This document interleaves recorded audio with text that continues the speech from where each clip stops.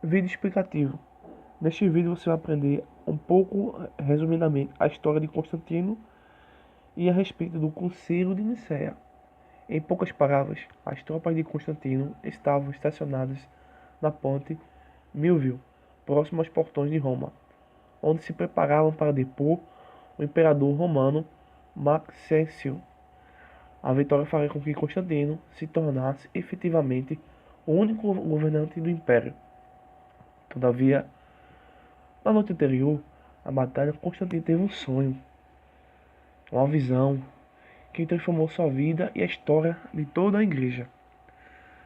As palavras de Eusébio de Cesareia, que foi tanto historiador como confidente de Constantino, o imperador estava orando a um deus pagão quando viu com seus próprios olhos a imagem de uma cruz iluminando os céus, acima do sol, trazendo a inscrição: com este sinal vencerás.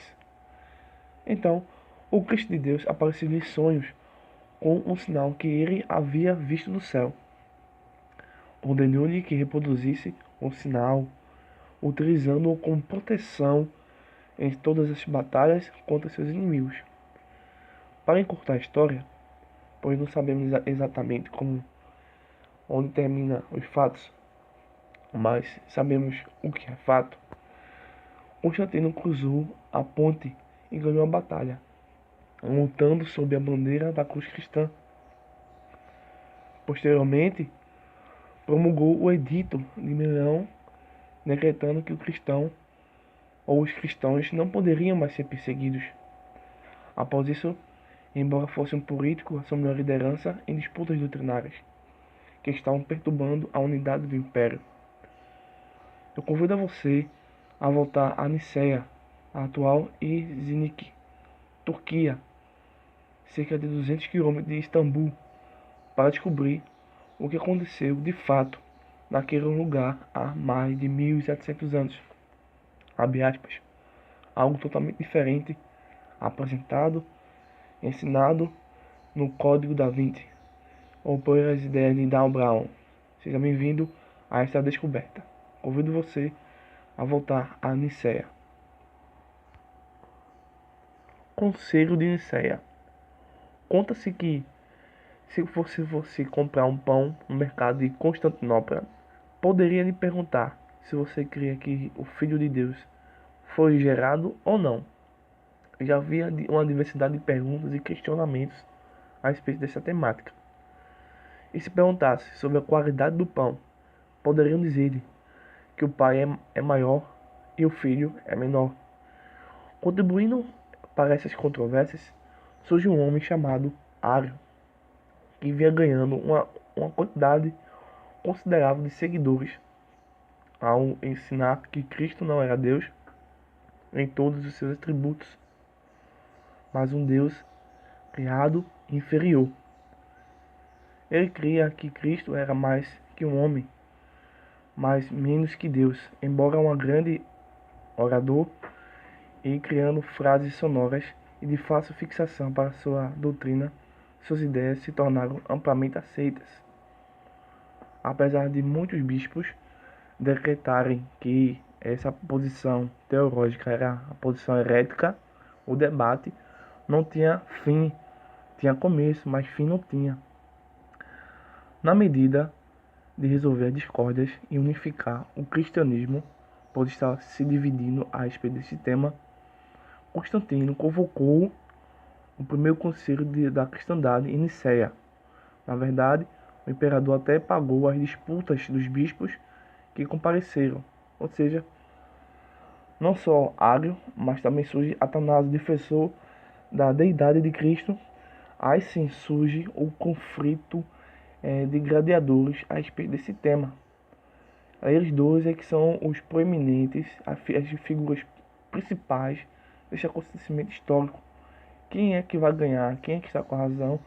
Quem é que tem conhecimento verdadeiro a respeito da natureza do Filho de Deus?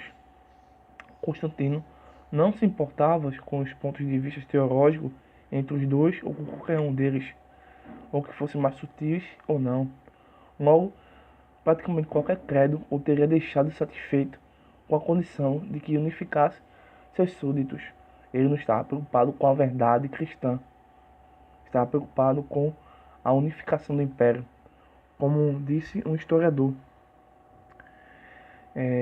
o cristianismo tornou-se tanto um caminho para Deus como um caminho para a unificação do império. O próprio Constantino fez o discurso de abertura dizendo que a desunião doutrinária era pior que a guerra. Alguns delegados se ressentiram dessa intromissão de um político nas doutrinas e procedimentos da igreja, enquanto outros acolheram de forma positiva. Veja que para os que atravessaram um período de intensa perseguição, essa conferência realizada sob a bandeira imperial era o céu sobre a terra. Especificamente, sabemos que foi mais de 300 bispos que se reuniram em Nicéia, a fim de dar uma solução aos questionamentos sobre a doutrina da cristologia e, sem sombra de dúvida, a respeito da Trindade, ou seja, a doutrina acerca de Cristo especificamente. Logo, Constantino encerrou o discurso de abertura e os debates tiveram inícios intermináveis. A Assembleia de Força Maciça declarou Ário herege. Ainda que Ário tivesse a oportunidade de defender suas concepções, suas ideias, os delegados reconheceram que se Cristo não era completamente Deus, Deus não era o redentor da humanidade, assim como o Código da Vinci, com as ideias de Dan Brown, tentam beber desse mar, dessa ideologia de Ário, assim como Testemunho de Jeová e seitas que ensinam algo semelhante a isto, de uma forma ou de outra, ou também como, por exemplo, os mormons. Dizer que Cristo fora criado seria negar um claro ensino das Escrituras. É isso que o Código da Vinci tenta ensinar. Um Cristo meramente mortal e meramente humano. Mas segundo Colossenses 1,16 que diz assim: pois nele foram criadas todas as coisas nos céus e na terra, as visíveis e as invisíveis, sejam tronos ou soberanias, poderes ou autoridades. Todas as coisas foram criadas por ele e para ele. Colossenses 1,16. É evidente que se ele criou todas as coisas, não podia ele mesmo ter sido criado. Isso é óbvio, a lógica é racional. Muitas outras passagens que ensinam a respeito da divindade de Cristo poderiam ser citadas ou extraídas tanto dos evangelhos como das epístolas. Por exemplo, João, capítulo 1, versículo 1, o clássico, negado por Dan Brown e pelos testemunhos de Jeová. Romanos, capítulo 9, verso 5 e Hebreus 1, verso 8. São os três, por exemplo, ensinamentos bíblicos sobre a divindade de Cristo. Após teres confirmado de fato a divindade de Cristo, os defensores delegados passaram a considerar como ele se relacionava com seu pai. Eusébio, o historiador, nesse período, apresentou uma visão afirmando que Jesus teria uma natureza semelhante à de Deus Pai. Veja bem, embora não tivesse sido confirmado a participação dos debates, o teólogo Atanásio estava presente. Ele cria que até mesmo dizer que Cristo é semelhante a Deus é não perceber a plenitude do ensinamento bíblico sobre a divindade de Cristo. Seu raciocínio de que Cristo só poderia ser Deus em sua plenitude e sua natureza e a do Pai fosse a mesma, foi expresso por seu representante, Marcelo, bispo da Ásia Menor, presente na conferência.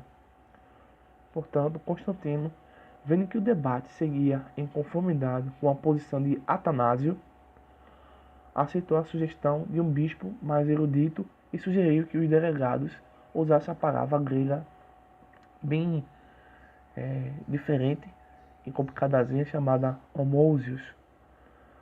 Na verdade, corrigindo, seria melhor dizer homoousion, que significa exatamente a mesma coisa, tá certo? Em outras palavras, o Cristo Messias teria exatamente a mesma natureza divina do Pai, 100% Deus, em outras palavras. O Conselho concordou, e hoje temos o famoso Credo Niceno,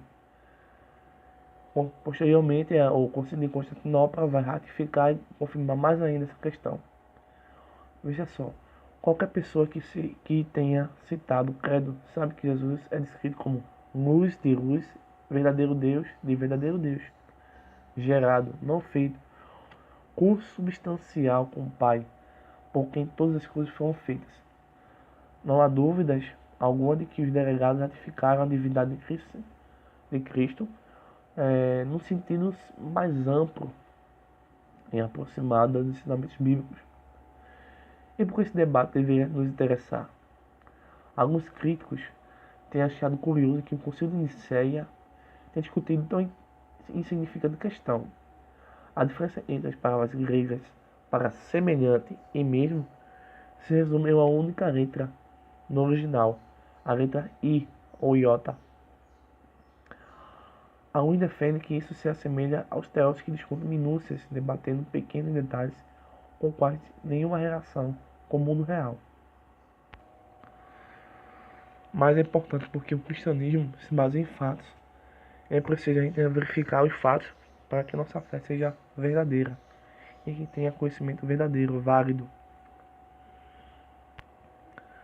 Embora o Concílio de Nicéia estivesse dividido entre as palavras semelhante e mesmo, como sabemos, já dissemos anteriormente, a questão era de extrema importância. Se Cristo fosse uma criatura, ainda que mais nobre e elevada dentre eras, como ensina o Código ou os Testemunhos de Jeová, Deus estaria apenas indiretamente envolvido na obra da salvação, como disse o historiador. Atanásio percebeu que somente se Cristo for Deus, na sua natureza, sem qualquer limitação, Deus terá se tornado homem, e assim a comunhão com Deus, o perdão do pecado e a verdade sobre Deus e a imortalidade teriam sido com certeza trazidos ao homem. Em O Código da Vinci, lemos que a doutrina da divindade de Cristo passou por uma votação bastante renhida, o que não é exatamente o fundamento da verdade histórica. Esse não passa de ficção, visto que dentre os mais de 300 bispos, acredita-se que eram, na verdade, 318. Somente 5 protestaram contra o credo. Aliás, no fim das contas, somente 2 se recusaram a assinar o credo de Nicéia. O resultado da votação não foi exatamente envolto em suspense. Isso não quer dizer que o Concílio de Nicéia tenha solucionado todas as diferenças ou trazido todos os pontos que sabemos que a doutrina da Trindade e as doutrinas bíblicas são progressivas. O arianismo continua a ter seus adeptos, não foi extinguido, e os imperadores posteriores apoiavam a visão que lhes parecia mais oportuna à sua época, ou mais conveniente, pois nenhum deles basicamente se portava com a verdade cristã, a não ser os bispos, ou sem dúvida Atanásio. Mas, desse momento em diante, a ortodoxia cristã continua a sustentar que Jesus era verdadeiro Deus e verdadeiro Deus. Quando o ser ou não genuíno conversando em Constantino ser algo que merece reflexão e debate, isso aí nós não vamos abranger. Não sabemos se ele foi um adorador do sol antes de sua conversão, e aparentemente surgiu ou seguiu tal adoração durante o resto da sua vida. Além de tudo, atribui-se a ele a padronização da adoração cristã com o estabelecimento do domingo como dia de culto. Ele, sem dúvida, se utilizou do cristianismo para fomentar seu objetivo político, mas será que ele inventou a divindade de Jesus? Antes daquele concílio, acreditava-se que Jesus não passava de um homem extraordinário. Não há menor traço de comparação histórica dessa ideia. A divindade de Cristo não apenas era um consenso entre os delegados, mas como pode ser facilmente demonstrado uma doutrina sustentada pela Igreja séculos antes desse concílio se reunir. Ao contrário da afirmação de Tiamig em O Código da Vinci, como já consultamos ainda antes do concílio 325 depois de Cristo, muitos personagens ou pessoas acreditavam que Cristo era mais que um profeta mortal. Devemos separar alguns momentos para ler o legado dos pais apostólicos, aqueles que conheceram os apóstolos e foram ensinados por eles. Então, poderemos examinar com calma os escritos da segunda e terceira geração de líderes com que houve confirmação de uma forma vital a divindade de Cristo. Todavia, sabemos que os escritores do primeiro século dos evangelhos e das epístolas acreditavam exatamente que Cristo era 100% Deus e 100% homem. Isso é inegável.